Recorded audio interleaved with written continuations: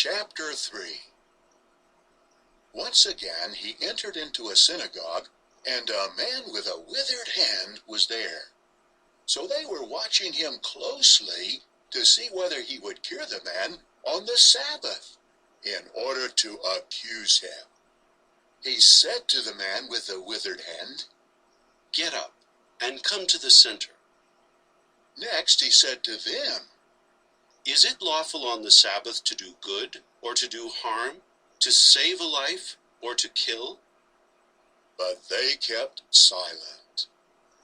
After looking around at them with indignation, being thoroughly grieved at the insensibility of their hearts, he said to the man, "Stretch out your hand." And he stretched it out, and his hand was restored. At that the Pharisees went out, and immediately began holding counsel with the party followers of Herod against him, in order to kill him. But Jesus departed for the sea along with his disciples, and a great multitude from Galilee and from Judea followed him, even from Jerusalem and from Idumea, and from across the Jordan, and from around Tyre and Sidon. A great multitude came to him when they heard about the many things he was doing. And he told his disciples to have a small boat ready for him, so that the crowd would not press in on him. Because he cured many, all those who had serious diseases were crowding around him to touch him. Even the unclean spirits, whenever they saw him, would fall down before him and cry out and say, "You are the Son of God." But many times he sternly ordered them not to make him known. He ascended a mountain and summoned those whom he wanted, and they came to him.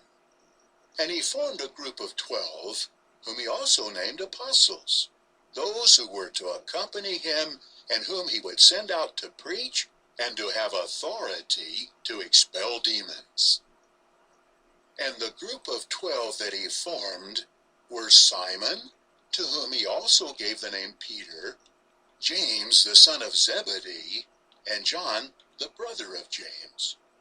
He also gave these the name Boanerges, which means sons of thunder.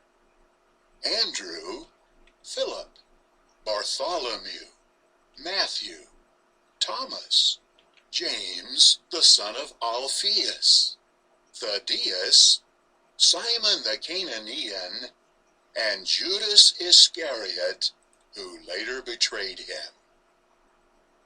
Then he went into a house, and again the crowd gathered, so that they were not able even to eat a meal. But when his relatives heard about it, they went out to seize him, for they were saying, "He has gone out of his mind." Also, the scribes who came down from Jerusalem were saying, "He has Beelzebub, and he expels the demons by means of the ruler of the demons." So after calling them to him, he spoke to them with illustrations. How can Satan expel Satan? If a kingdom becomes divided against itself, that kingdom cannot stand. And if a house becomes divided against itself, that house will not be able to stand. Also, if Satan has risen up against himself and has become divided, he cannot stand, but is coming to an end. In fact, no one who enters the house of a strong man is able to steal his possessions unless he first ties up the strong man. Only then can he plunder his house. Truly I say to you, that all things will be forgiven the sons of men, no matter what sins they commit and what blasphemies they speak. But whoever blasphemes against the Holy Spirit has no forgiveness forever, but is guilty of everlasting sin. He said this because they were saying, "He has an unclean spirit." Now his mother and his brothers came, and standing outside, they sent someone in to call him. As there was a crowd sitting around him, they said to him, Look, your mother and your brothers are outside, asking for you. But he replied to them, Who are my mother and my brothers?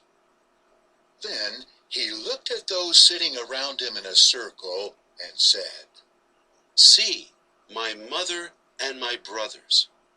Whoever does the will of God, this one is my brother and sister and mother.